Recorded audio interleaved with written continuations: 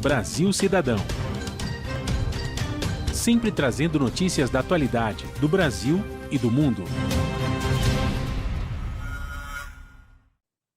Olá, bom dia. Eu sou Joel Scali e começa agora o Brasil Cidadão, um programa do Observatório do Terceiro Setor. No programa de hoje nós vamos falar sobre as desigualdades sociais. O Brasil é o nono país mais desigual do mundo. 1% da população mais rica detém quase um terço da renda total do país. Essas desigualdades foram constatadas aqui no nosso país, principalmente aqui em São Paulo, no estudo da Rede Nossa São Paulo, divulgado na semana passada. Para conversar sobre as desigualdades no país, nós vamos conversar com o Igor Pantoja, que é sociólogo, formado na Universidade de São Paulo e assessor de mobilização da Rede Nossa São Paulo, responsável pelo estudo realizado este ano. O Francisco Comaru, que é professor associado na Universidade Federal do ABC e coordenador do Laboratório Justiça Territorial. A co-apresentação do programa é do jornalista Frank Valverde, que também terá os destaques do site do Observatório do Terceiro Setor. Você vai conferir as notícias do mundo com a repórter Maíra Lopes, da Rádio ONU, direto de Nova York. Bom dia, Franklin. Bom dia, Joel, bom dia, Igor, bom dia, Francisco, e bom dia a você que está em sintonia aqui no Brasil Cidadão, da Rádio Brasil Atual. Quais são os destaques da semana, Franklin? Joel, eu queria dar o destaque inicial do nosso programa de hoje sobre uma fala do presidente, uma live, na verdade, do presidente Jair Bolsonaro, na qual ele associava a vacinação contra a Covid-19 com o desenvolvimento do vírus da AIDS, né? Uma coisa assim, isso acho que ele consegue superar até a mais macabra das ficções, mas enfim, é o talento do nosso presidente. E em função disso, o Facebook e o Instagram retiraram essa live, porque isso é uma desinformação da pior espécie para toda a população, né? Fazer uma ilação dessa de que a vacinação contra a Covid poderia gerar o desenvolvimento do vírus da AIDS, não tem nada a ver com isso é fake news da pior espécie. Então as pessoas que leram isso ou que viram isso, esqueçam isso, porque não tem absolutamente nada a ver uma coisa com a outra, Joel. Essa decisão demorou muito, né? Porque ele já vem fazendo fake news desde a época da campanha presidencial. Exatamente, se elegeu em cima delas, inclusive, né? Lamentável. Mas essa semana, hoje, Franklin, a CPI do Senado traz o seu relatório final, sua expectativa. Tá. E como até naquele linguajar que a gente usava, né, quem cobria a delegacia de polícia, né, a capivara será grande de crimes com relação ao que né, possíveis crimes aí, né, que vai ter que ter investigação, enfim, mas a CPI fez uma investigação e vai encaminhar isso para os órgãos que deveriam aprofundar essas investigações. A capivara é grande de crimes que foram cometidos por várias figuras do governo federal. A sua expectativa em relação ao indiciamento do presidente da República? Olha, Joel, eu gostaria, né, que realmente os culpados fossem punidos, fossem julgados, mas em função dos relacionamentos políticos que existem e eles estão dominando a máquina estatal, eu fico com o pé atrás. Muito bem, e nós com a expectativa que ele seja indiciado pelos crimes que ele praticou, principalmente durante a pandemia. Bom dia, Igor. Seja bem-vindo ao nosso programa.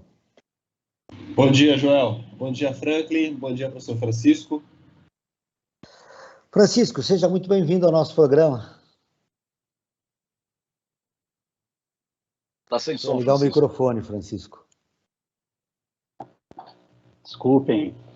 Bom dia a todas e todos. Bom dia, Joel. Bom dia, Franklin. Bom dia, Igor. É um prazer estar aqui com vocês. Muito obrigado pelo convite. Com a pandemia, a violência contra as mulheres, crianças e adolescentes e a população negra aumentou em São Paulo, segundo o Fórum Brasileiro de Segurança Pública. A violência doméstica contra as mulheres aumentou também. 17 milhões de mulheres sofreram violência física, psicológica ou sexual no último ano, um número muito expressivo no país. Mas aqui em São Paulo, no mapa da desigualdade de 2021, também foi constatado, Igor, esse aumento da violência contra a mulher e principalmente o crescimento do feminicídio contra as mulheres na cidade. Quais as regiões onde aumentou esses números, Igor? Aqui em São Paulo, nesse ano, o que a gente identificou foi que em algumas regiões isso foi bastante concentrado. Por exemplo, o crime de feminicídio, ele chamou muita atenção, por exemplo, no distrito de Guaianazes, né? Apresentou uma média aí de casos, um coeficiente para cada 10 mil mulheres de quase 9,55.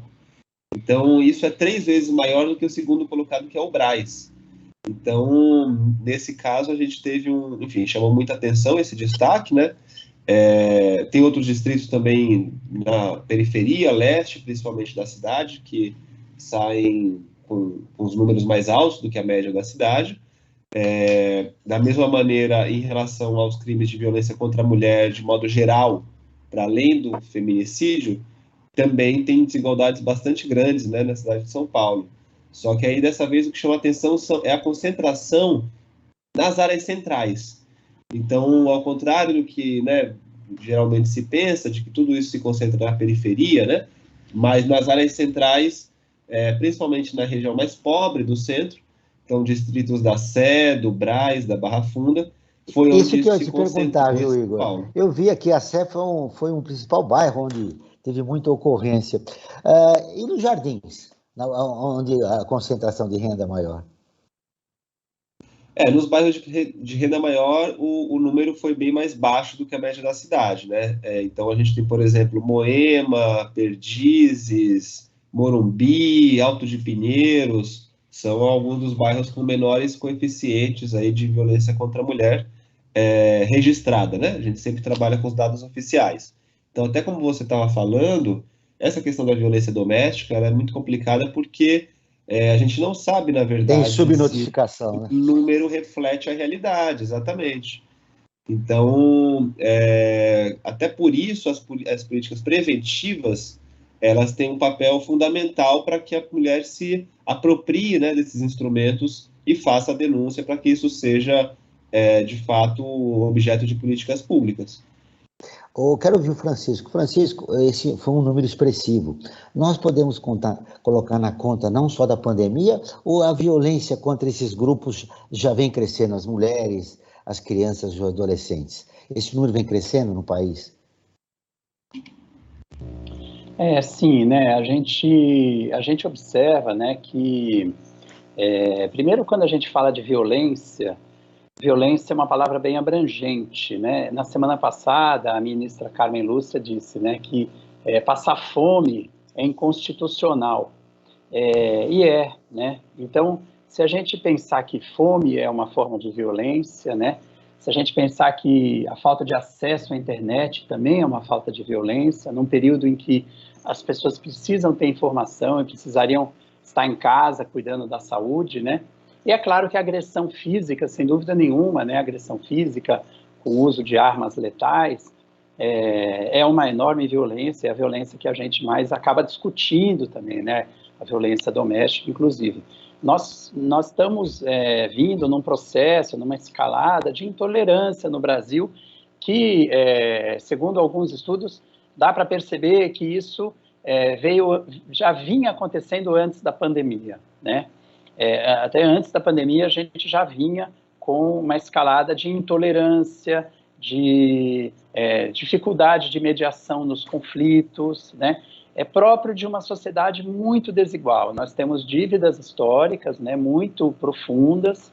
Por exemplo, se a gente pensar do ponto de vista da população preta, parda, né, periférica, né, e os grupos vulneráveis em geral, e o aumento, né, do número de bilionários, né, o aumento da desigualdade com, né, o topo da pirâmide, essa aberração que né, a gente ter esse país com tanta desigualdade, essa desigualdade abissal.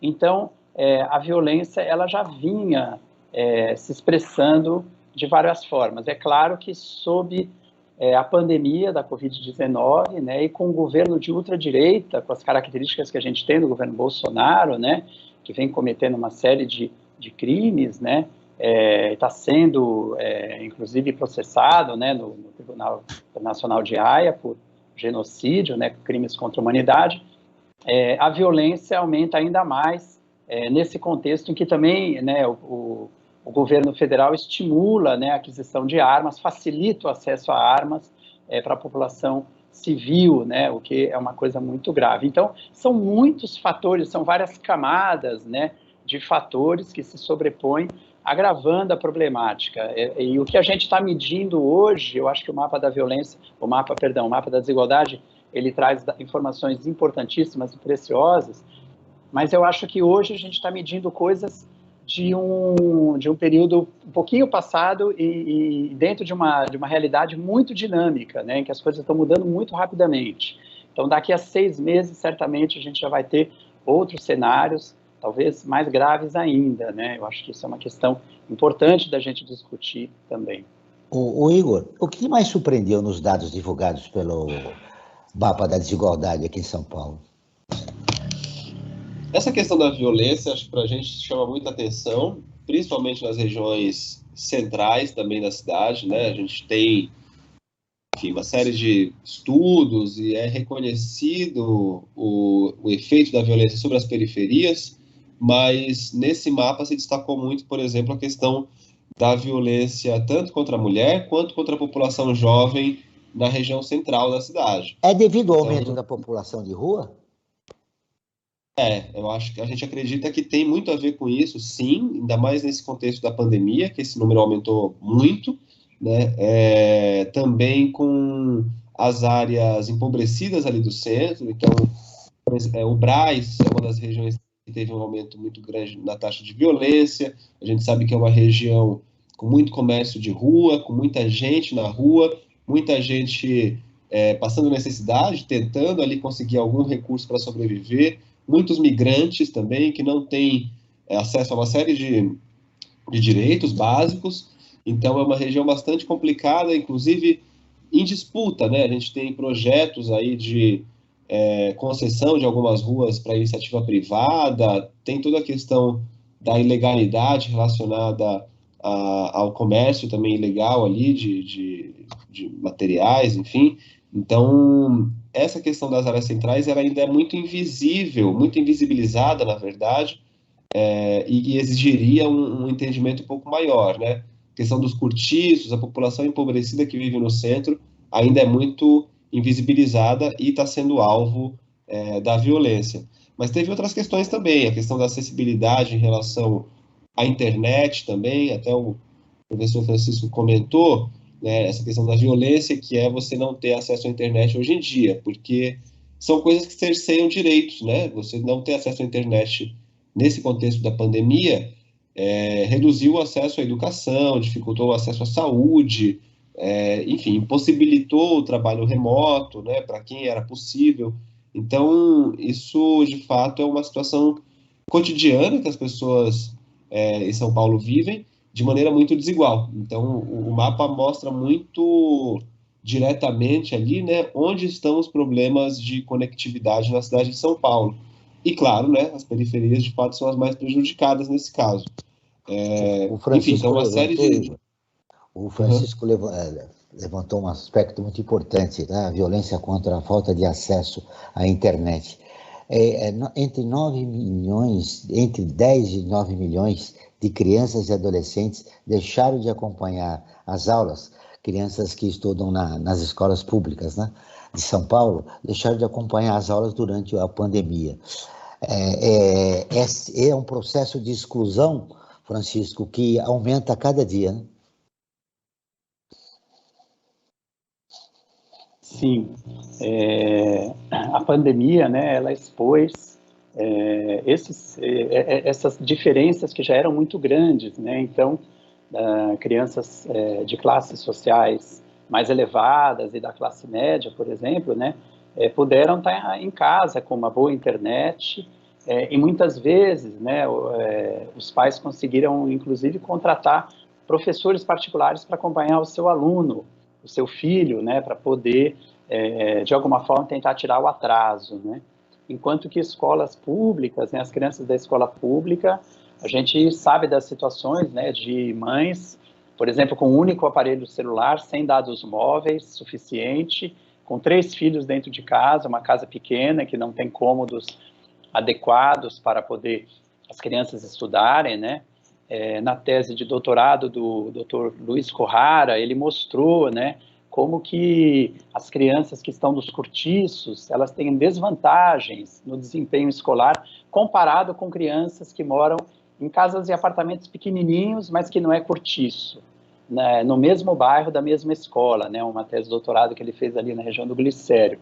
Então, a moradia afeta, né, a forma de morar também afeta o desempenho na escola, né? A internet afeta o desempenho na escola, a violência doméstica afeta o desempenho na escola, a pandemia afetou muito, né? Então, nós temos aí uma geração, né, de crianças que vai ter muita dificuldade, que a gente tem, né, a nossa dívida, de alguma forma, aumentou, né, a dívida social, e nós vamos ter que correr atrás e trabalhar muito para procurar incluir todo esse pessoal aí, de alguma forma, no ritmo, né, da educação novamente. E aí vai ser fundamental democratizar os serviços públicos, né, de uma forma equitativa. Muito bem. Agora vamos ouvir a Rádio ONU, parceira de conteúdo do Observatório do Terceiro Setor, com a matéria. A Unesco premia Brasil e Moçambique em projetos para a educação de mulheres. Maíra Lopes, de Nova York, tem as informações.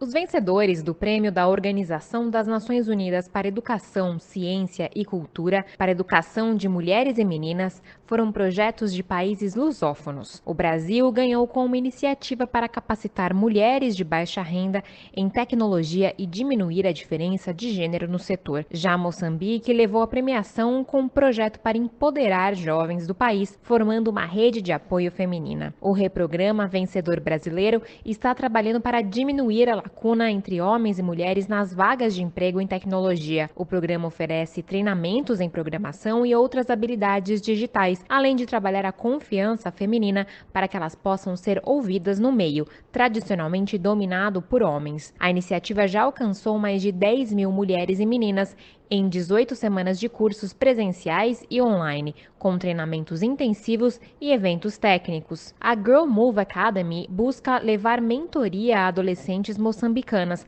facilitando o acesso à educação por meio de histórias, círculos de irmandade e um modelo único de apoio intergeracional. O apoio enfatiza a liderança e usa as redes sociais para abordar como as normas e os estereótipos de gênero são prejudiciais e impedem mulheres e meninas de atingirem todo o seu potencial. Reconhecido tanto por seu modelo inovador quanto pela rápida adaptação à pandemia de Covid-19 através da utilização de tecnologias de baixo custo, o projeto está sendo ampliado por meio de parcerias com universidades nacionais e outras organizações locais.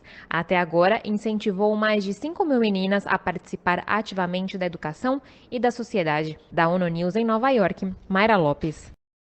Continuamos com o Brasil Cidadão, um programa do Observatório do Terceiro Setor. Nós estamos falando sobre as desigualdades sociais, com o Igor Pantoja, que é sociólogo e assessor de mobilização da Rede Nossa São Paulo, e o professor associado da Universidade Federal do ABC, Francisco Comaru.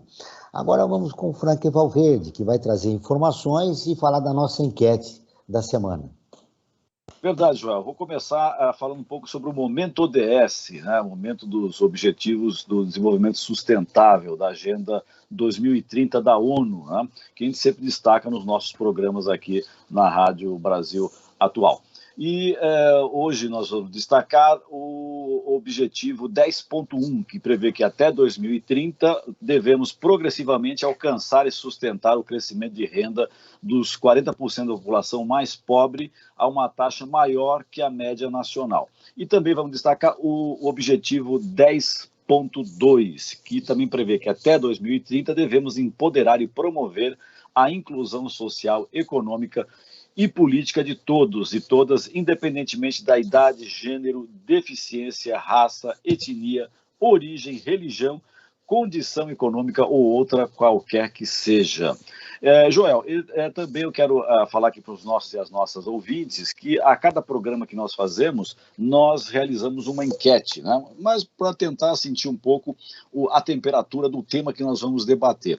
E a enquete que nós fizemos para o programa de hoje teve a seguinte pergunta: você sabia que o Brasil é o 9º país mais desigual do mundo. E o resultado, as pessoas até que estão bem, que participaram dessa enquete, até que estão bem conscientes, né? 71% dos que se manifestaram disseram que sim, que realmente sabem que o Brasil é o 9º país mais desigual do mundo. E frente a essa enquete que nós fizemos, eu queria formular uma questão, Joel, tanto para o Igor como para o Francisco. A gente sabe que nas administrações anteriores no país teve uma política de combate a essa desigualdade, né, de tentar diminuir. E a gente percebeu que nos últimos anos, né, nos últimos 2 anos e meio, quase 3 anos, pode ser até 3, 4 anos, na verdade, né, se a gente for pensar depois do golpe parlamentar que nós tivemos, né, o Brasil voltou a declinar e aumentar essa desigualdade. Eu sei que a pergunta que eu vou fazer ela é um pouco difícil, mas para a gente discutir. Em 4 anos nós caímos demais, né? Quanto tempo nós vamos mudando, né, digamos, a administração do país, quanto tempo que tardará para nós retomarmos os índices que nós estávamos antes de combate à desigualdade? Vamos começar pelo Igor.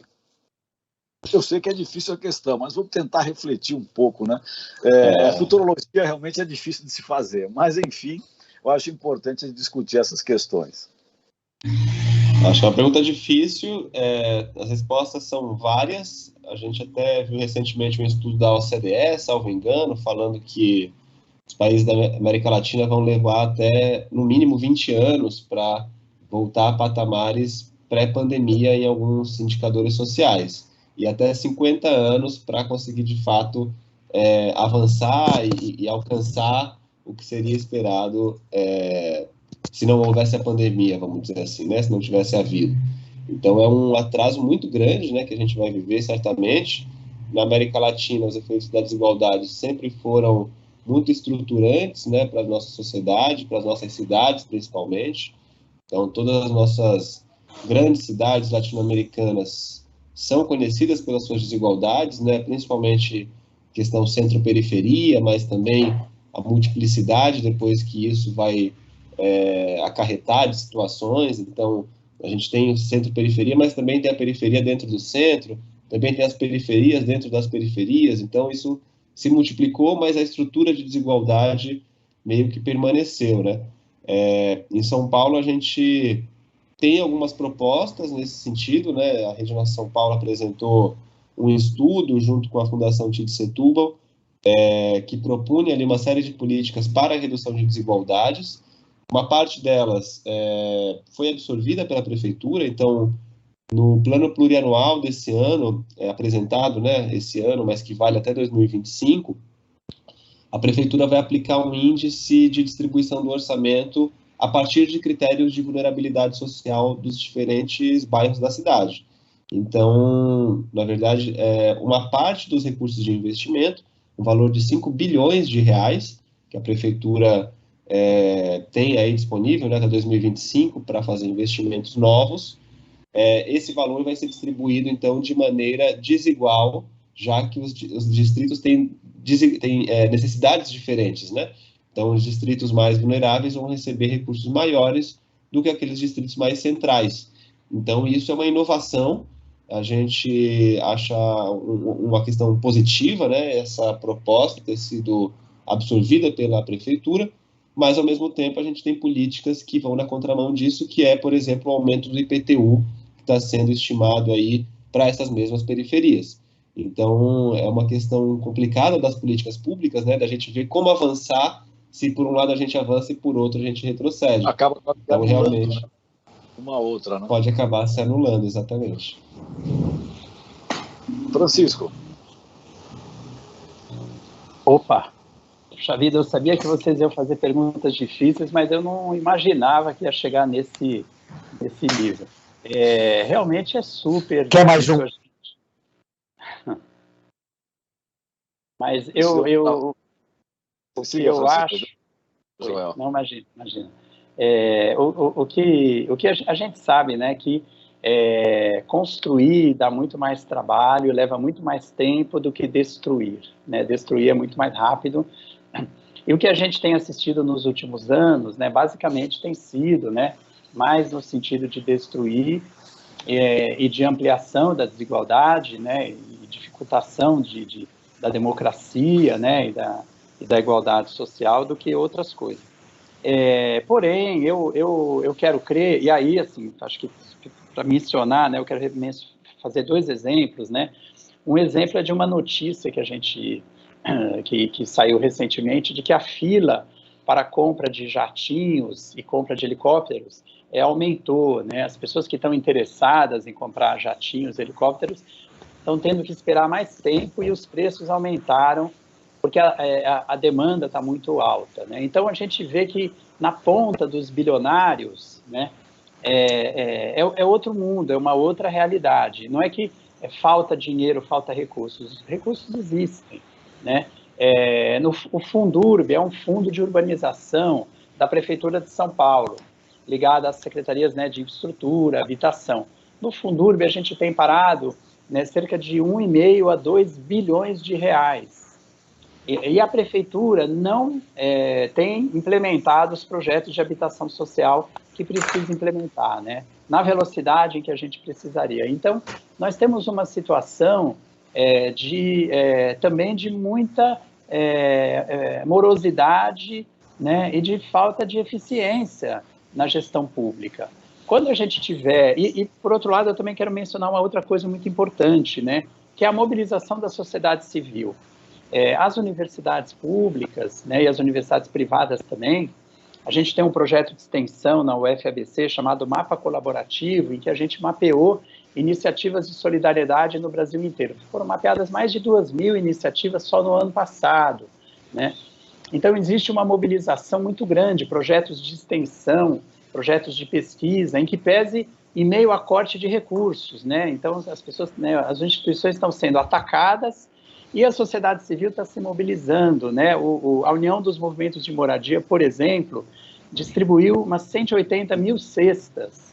O MTST construiu cerca de 28 cozinhas solidárias pelo Brasil inteiro. Então, apesar dos ataques, apesar da fragilidade, a sociedade civil está exercitando a solidariedade, né? Então, eu acredito que o cenário é muito ruim, vai demorar muito tempo, mas a depender de como forem feitas as reformas, a captação de recursos, né, essa questão do imposto sobre as grandes fortunas e a mobilização da sociedade, eventualmente é possível até encurtar um pouco esse tempo dessa previsão aí, né, que o Igor trouxe para a gente, né, da OCDE, que é uma previsão que eu acho que ela é realista mesmo, a gente vai demorar muito tempo para recuperar. Por outro lado, né, existem mecanismos e recursos que, se você tiver, né, lastro político, você pode implantar medidas para tentar reverter num tempo um pouco mais curto. E a gente tem uma sociedade civil que está exausta, mas que ela tem feito muita coisa importante. Acho que é legal registrar aqui, né, o papel dessa sociedade civil. Você falou 2 vezes sobre a mobilização e da sociedade civil, Francisco. Você acredita que a sociedade civil está realizando uma mobilização adequada para o momento grave que a gente passa? O campo progressista está atuante em função da crise, da maior crise que o país passa na sua história? Olha, é muito difícil a gente fazer uma avaliação, né, assim, justa, né? Eu acredito que tem diversos setores progressistas que estão fazendo muito, né? Eu vou citar um exemplo aqui, né? Existe uma campanha chamada Campanha Despejo Zero, Campanha Nacional pelo Despejo Zero. Ela reuniu, né, desde os movimentos sociais, universidades, institutos, né, o BR Cidades, Instituto Polis, uma gama muito grande de universidades, observatório de remoções, que mapeou e vem mapeando uma quantidade gigantesca de famílias que estão ameaçadas de remoção. E você ser removido da sua casa em plena pandemia significa que o teu destino pode vir a ser a Praça da Sé, né, que virou um campo de refugiados, né, ou o Brás, como o Igor estava colocando aqui, né, que é uma região que está com índices alarmantes, que a gente nem previa que o Brás ia ter esses indicadores, né. Então, o aumento da população em situação de rua, o aumento dos despejos, o aumento das remoções, a gente tem hoje 93 mil famílias ameaçadas de remoção, né, no Brasil. É muita coisa, mas teve muita remoção que foi evitada por conta da campanha, né? Falando em remoção, a insensibilidade da justiça, né, durante a pandemia, que despejou famílias de pais que perderam o emprego, né, nesse período. Inclusive cumprindo uma decisão absurda, né? Você vai despejar uma família durante a pandemia quando se exigia pela crise sanitária que a gente fizesse isolamento social.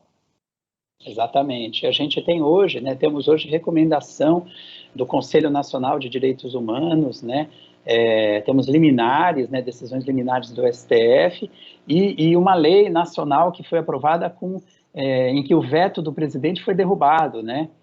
Foi uma tramitação duríssima e o Congresso Nacional derrubou o veto do presidente e a gente tem até dezembro a proibição, né, dos despejos e remoções. Mas elas seguem, viu? Eu estive em São Bernardo do Campo, no bairro do Montanhão, essa semana. Lamentável, remoções, né, administrativas. A gente fala muito do governo federal, mas a gente também precisa falar dos prefeitos e dos governadores, né? Porque tem acontecido remoções ilegais, né, promovidas pela prefeitura, né? A prefeitura não pode mobilizar a guarda metropolitana de uma forma coercitiva, com violência. Teve uma quantidade muito grande de gás de pimenta que foi aspirada por crianças de uma escola perto que tiveram que ir para um hospital ali da região de São Bernardo. Então, para dizer, né, que nós estamos vivendo um momento muito complicado, né, que o mapa da desigualdade mede, né, questões extremamente importantes, e eu acho que a gente tem que, inclusive, né, eu acho que, queria fazer sugestão, aproveitando que o Igor está aqui, um trabalho incrível que tem sido feito pela nossa São Paulo, né, mas de a gente até procurar ampliar, né, e aprofundar esses indicadores, né, indicadores, por exemplo, de despejos, de remoções, né, indicadores relacionados à questão da violência, em outras dimensões da violência, né, os próprios conselhos têm sido fechados, e eu acho que uma questão central para o Brasil hoje, né, gente, é a fome, né, eu acho que a segurança alimentar, a gente não consegue sair de casa sem encontrar uma pessoa tentando abrir um saco de lixo, fuçando lixo, pedindo num farol comida. As pessoas estão desesperadas, né? São quase inflação... 15 milhões de desempregados, né? É um número muito expressivo. E lembrando que quando o governo atual de Jair Bolsonaro tomou posse, de lá até agora, o Brasil retornou ao mapa da fome. Igor, vamos voltar a falar dos dados do mapa da desigualdade. A violência racial e de gênero foi um componente importante na violação dos direitos humanos, né? O estudo da Rede Nacional São Paulo mostrou também que em regiões onde houve maior concentração de violência racial e de gênero. A partir desses índices, o que pode ser feito, Igor, para a gente combater isso? Políticas públicas seriam fundamentais nesse momento? Não, sem dúvida. A gente tem, né, o mapa tenta fazer aí um diagnóstico de quais são os lugares, né, em que os problemas se concentram, vamos dizer assim. Então, todo esse estudo é feito a partir de dados oficiais, né, então sempre tem aí a checagem em relação aos órgãos de saúde, aos órgãos de segurança pública. Todos os dados aqui são dados oficiais, são fontes oficiais. Então, a gente tem mais do que suficiente informação de onde esses problemas estão concentrados na cidade. Então, nada mais justo do que ter políticas que também sejam direcionadas para essas regiões. E aí, claro, né, as políticas públicas, até para que elas sejam mais efetivas, elas precisam do apoio e também do controle social, né, da sociedade civil, que é o que a gente estava falando aqui há pouco. Então, acho que a sociedade civil tem um papel fundamental também em relação a essas políticas públicas que você menciona, Joel, no sentido de contribuir para que elas sejam mais efetivas, para contribuir para entender o contexto local, né? Não é impossível a prefeitura achar que a mesma política vai servir para Guaianazes ou para Moema. Então, isso precisa ser melhor entendido e nada mais óbvio do que você fazer isso com a população daquele local. Então, o papel, por exemplo, dos conselhos participativos, dos conselhos de direitos, dos conselhos de representantes, que é uma legislação que deve voltar a ser implementada em São Paulo, né? Que é uma espécie de reforço dos conselhos participativos, de acordo com a lei orgânica do município. Então, esses conselhos de representantes, eles têm um papel aí de, inclusive, contribuir para a elaboração do orçamento, para processos de revisão do plano diretor, que a gente também tem que fazer esse dever aí até ano que vem, né, tentar passar a pandemia para ampliar essa discussão e envolver a sociedade civil na construção também dessas soluções. Então, tem uma série de políticas, sim, fundamentais, mas tão fundamentais quanto é que elas sejam com participação da população, para que elas sejam mais efetivas e não para que elas sejam só para dizer que existem, né?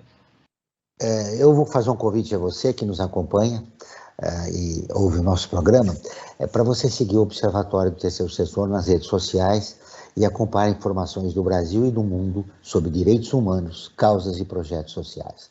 No Instagram, Observatório Terceiro Setor. No Facebook, facebook.com/Observatório Terceiro Setor. Os nossos programas de rádio também estão disponíveis no canal do Observatório no YouTube. Lá também você encontra entrevistas e quadros, como Você Sabia e Você Conhece, que mostram aspectos ignorados da história e refletem sobre a sociedade brasileira. No canal também você pode assistir às lives realizadas pelo Observatório toda quinta-feira, às 17 horas. Basta buscar Observatório 3 em numeral Setor. Repetindo, Observatório 3 em numeral Setor. Frank, vamos ver mais informações, perguntas aos nossos convidados? Sim, Joel, vamos falar um pouquinho aqui sobre o nosso site, o site do Observatório do Terceiro Setor, como você mesmo já deu o endereço, né? observatorioterceirsetor.org.br, né? Convidar todos e a todas para visitarem. E quem visitar vai encontrar uma série de matérias importantes, né? Entre as mais lidas, nós temos, por exemplo, né? Busca pelo corpo perfeito para agradar você ou aos outros, né? Uma questão que trabalha essa ânsia que as pessoas têm hoje na busca de um corpo perfeito, né?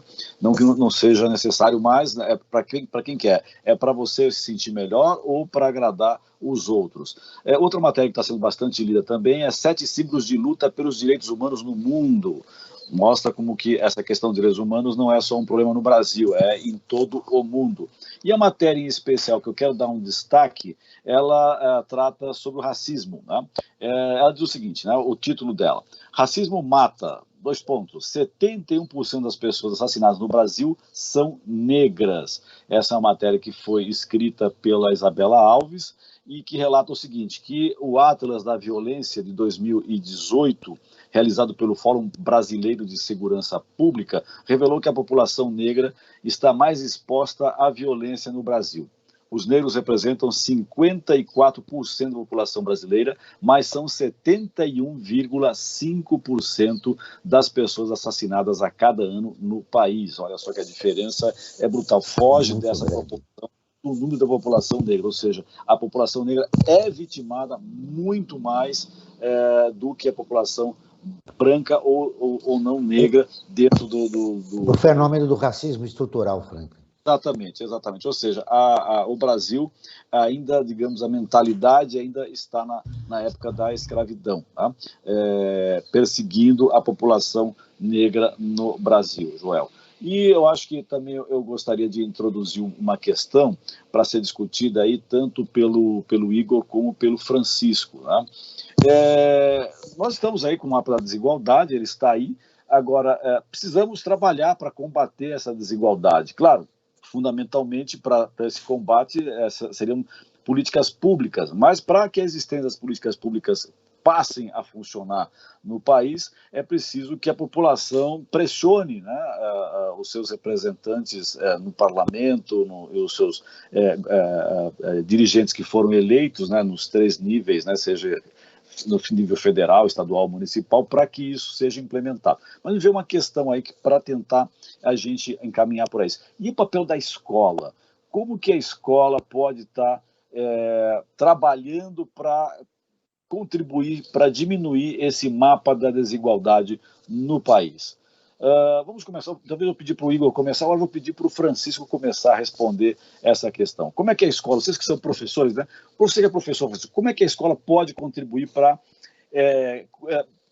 diminuir, pelo menos, esse mapa da desigualdade no Brasil?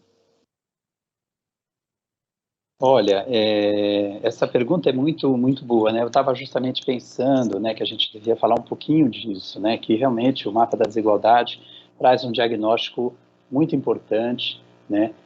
E a principal, né, uma das principais razões, né, desse diagnóstico é apontar para políticas públicas, né, urgentes que a gente precisa para a nossa cidade, né? A educação, né, tem um sistema de equipamentos distribuídos no território do município, e essa distribuição, a localização desses equipamentos é absolutamente estratégica, né, como espaços públicos de atendimento às crianças. Inclusive, o retorno, né, foi muito criticado e é muito difícil, é muito controverso, independente se fosse um governo progressista, né, ou de direita, eu acho que a decisão de quando retorna às aulas, nessa questão da pandemia, não é uma decisão simples, né? Lógico que os nossos governantes não estão dando exemplo de democracia para todos nós, então a gente está na mão, né, de governos que tomam decisões que a gente, né, enfim, que são questionáveis. Mas o fato das escolas abrirem, do ponto de vista, né, da merenda escolar, do acolhimento das crianças saírem de casa, de amenizar o problema da violência doméstica, mesmo a questão de saúde mental. A saúde mental andou muito fraca de todo mundo, né, mas principalmente da população vulnerável. Então, a escola é um equipamento que tem uma importância muito grande.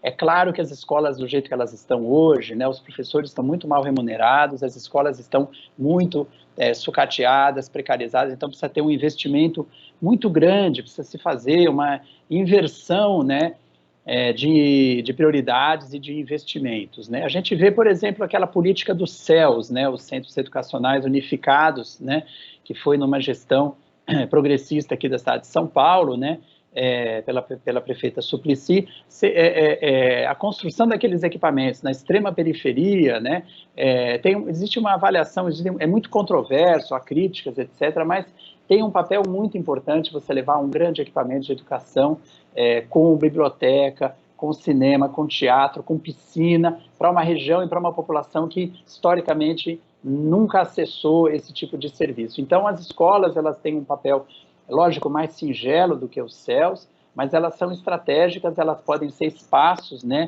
de cidadania, inclusive essa questão, por exemplo, da segurança alimentar, de cozinha comunitária, agricultura urbana, produção de alimentos, né, orgânicos, né, usando composto, geração de trabalho e renda, construção de uma nova cultura do bairro, espaços de planejamento do bairro para se pensar os bairros, né, a gente discutir, né, o meu bairro, minha vida, né, por exemplo, né, que é uma discussão que pintou numa última campanha aí.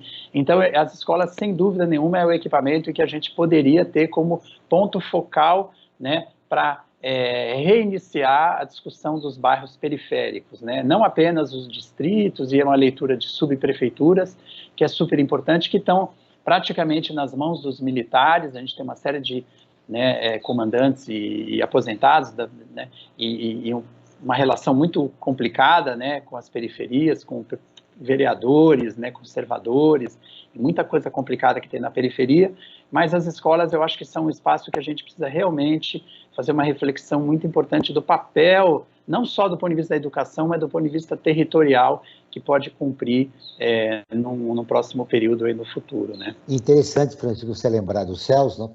Que é uma ideia que surgiu lá com o Darcy Ribeiro no Rio de Janeiro, com o Brizola, né? Que era o CIAPS. Quer dizer, é uma iniciativa importante de integrar a população de baixa renda, que ela tenha acesso à cultura, à informação e à educação em geral. Muito importante essa sua lembrança. Ô Igor, quero te ouvir agora a respeito da questão do Franklin. Enfim, também tem uma leitura muito próxima a isso que o Francisco falou, no sentido de que a educação ela tem que estar, obviamente, né, a gente está identificando aqui, fazendo a ressalva, né, olhando para os dados oficiais, para os equipamentos, né, mas também a gente tem um indicador que olha um pouco para o entorno dessa escola, que é a questão do índice de nível socioeconômico das escolas. E, mais uma vez, chama a atenção que os distritos centrais, né, são os com o pior nível, né, de socioeconômico, vamos dizer assim. Então, Distrito da Sé, Distrito do Bom Retiro, República, Brás, e aí também tem mesclado aqui Vila Andrade, que é onde está Paraisópolis, né? Também tem Brasilândia, Cidade Ademar, que são regiões mais periféricas. Esse índice de nível socioeconômico é um índice criado pelo INEP, né, que é o órgão federal responsável pelas políticas educacionais, e ele classifica aí o nível não só de renda, mas também o acesso a certos serviços por parte das famílias dos alunos. Então, questões, né, como educação dos pais, nível de educação dos pais, se tem empregados domésticos ou não, se tem o nível de renda familiar.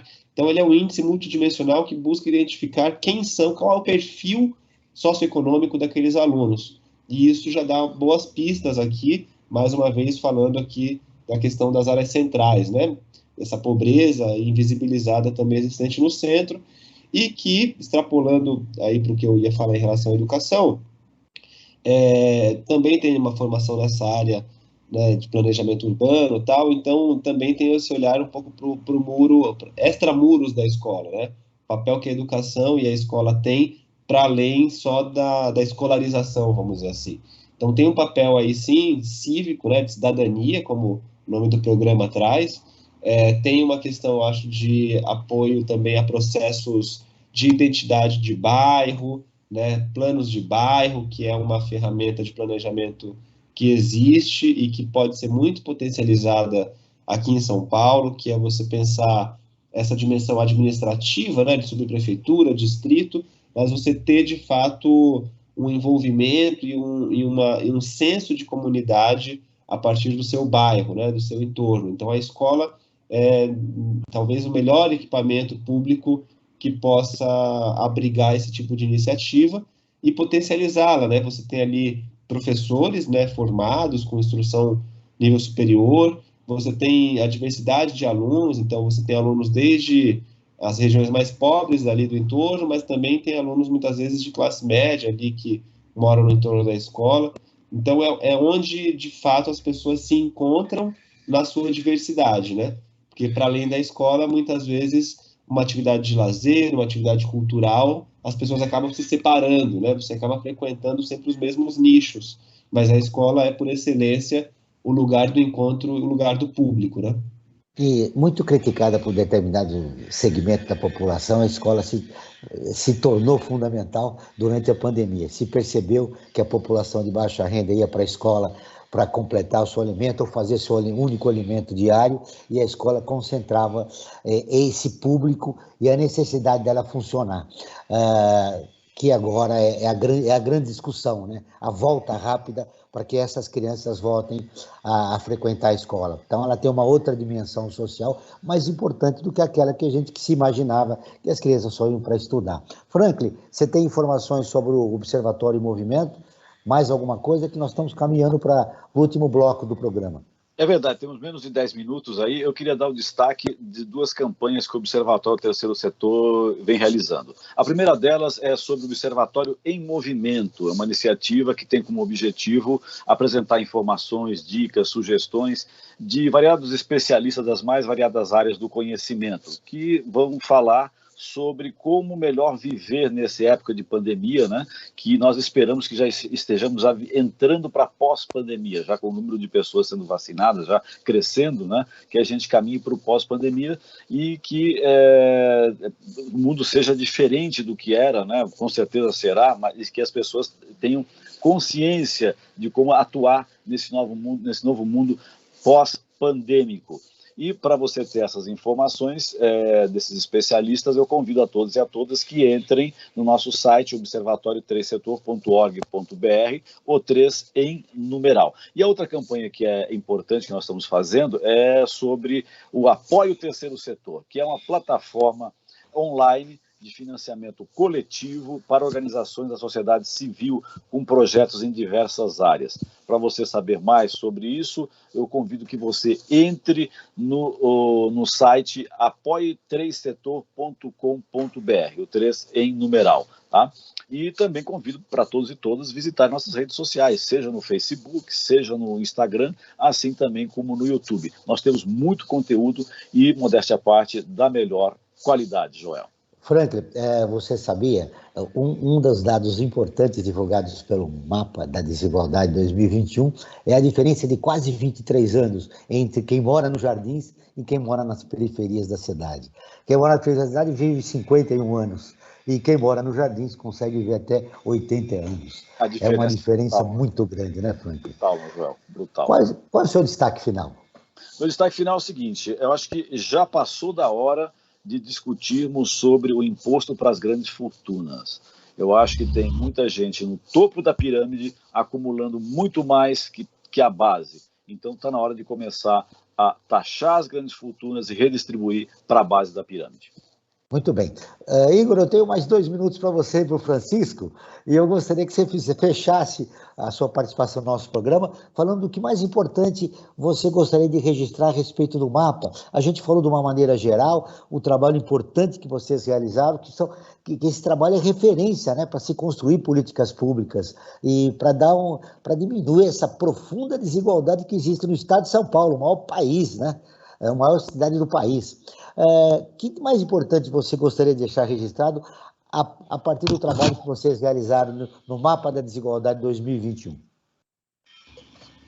Primeiro, enfim, agradecer aqui a oportunidade de estar dialogando com vocês, estar aqui no programa da Rádio Brasil Atual. Eu acho que a gente tem uma perspectiva de que é isso, né? São Paulo é um país, tem aí 12 milhões de habitantes, né? 23 se for considerar a região metropolitana de São Paulo, então maior do que uma série de países aí, e essas desigualdades elas não são naturais, né? A gente tenta fazer com que o mapa seja mesmo um instrumento para reverter essa situação e para incentivar políticas públicas de combate à desigualdade, por exemplo, o imposto sobre grandes fortunas, entre outras várias possibilidades, né? A gente tem também, é legal compartilhar, de que esse mapa ele vem sendo produzido em outras cidades também, né? A gente tem uma metodologia totalmente aberta, pública, disponibilizada e tal. A gente apoia também outras organizações da sociedade civil quando querem elaborar mapas da desigualdade. Então, a gente tem no Rio de Janeiro, né, a Casa Fluminense produz um mapa da desigualdade da região metropolitana, daí pegando diferentes municípios. A gente tem em Brasília, a gente tem um em Belo Horizonte, São Luís está elaborando o seu mapa da desigualdade também, a partir de organizações da sociedade civil locais. Então, é uma ferramenta que a sociedade civil vem se apropriando aí, né? Porque ela é muito direta, ela mostra de maneira muito transparente ali como é que faz uma radiografia do que realmente existe na cidade. O grande desafio também, Igor, é não naturalizar a pobreza do nosso país, não naturalizar as nossas desigualdades. Francisco, suas conclusões finais, o que de mais importante você gostaria de deixar registrado no final da nossa entrevista? Eu acho que é um momento que a gente está, né, que nós temos ainda que manter viva, né, uma mobilização de toda a sociedade em defesa da vida, em defesa da saúde, em defesa da democracia. A gente viu que a relação, né, entre política e saúde, política e vida, política e morte é uma relação real, muito forte. Então, a população precisa se envolver, falar de política, falar de democracia, né? A educação vem sofrendo ataques em todos os níveis, em todas as esferas, a democracia também. Eu acho que essa é uma questão essencial. E a gente tentar, né, salvando a nossa democracia, né, numa sociedade tão desigual, é fundamental a tributação daqueles que podem pagar mais. E no caso das cidades, né, eu queria dizer que o imposto mais importante, né, no nível municipal é o IPTU. Então, é fundamental a gente ter, né, um IPTU progressivo no espaço, IPTU progressivo no tempo. Tem países em que a pessoa, quando tem a segunda propriedade, ela paga um IPTU mais alto por ter uma segunda propriedade. Tem um segundo automóvel, paga um imposto mais alto. Tem 5 casas, pagam um imposto mais alto ainda. Quer dizer, você tem todo um mecanismo para evitar uma concentração gigantesca na mão de poucas pessoas e poucas famílias. Eu acho que isso é uma questão fundamental que a gente tem que avançar. Eu acho que tem que ter um controle maior do mercado imobiliário. O mercado imobiliário trabalhou de forma absolutamente livre durante a pandemia. A gente teve uma precarização, né, dos espaços públicos, um número de prédios muito altos que não necessariamente estão servindo para o déficit habitacional, ao contrário, são investidores que estão comprando e a moradia está no circuito da financiarização. As pessoas, o déficit tem aumentado, ao mesmo tempo que a gente tem uma produção enorme do mercado imobiliário gigantesco. A prefeitura está abrindo mão de cobrar imposto, né? Está fazendo renúncia fiscal, isso é um escândalo, isso também. Eu acho que a gente tem que enfrentar essa questão do mercado imobiliário, e eu acho que as escolas, os equipamentos de cultura, né? Esporte, lazer, né, e de saúde, são pontos do território que podem vir a ser usados como espaços de cidadania, de democracia, de participação, de inclusão, fundamentais. A gente quase não falou da questão da cultura, né, mas a gente tem, inclusive, uma distribuição muito desigual de museus e teatros também na cidade. São espaços importantes, né, Francisco, para dar acesso à população de baixa renda. O Brasil Cidadão está terminando, Francisco, mas eu agradeço a presença do Igor Pantoja, o sociólogo e assessor de mobilização da Rede Nossa São Paulo, do professor da Universidade Federal do ABC, o Francisco Comaru. Ele é também coordenador do Laboratório Justiça Territorial da mesma instituição. Este programa foi produzido pela equipe do Observatório do Terceiro Setor. Na próxima quinta-feira, às 9 horas, acompanhe nosso programa Brasil ODS, na pauta do programa Saúde na Pandemia. Não perca. E ficamos por aqui, sempre na luta por uma sociedade mais justa, solidária, sustentável e tolerante. Até o próximo programa. Ficamos por aqui com Brasil Cidadão, um programa do Observatório do Terceiro Setor, sempre trazendo notícias da atualidade, do Brasil e do mundo.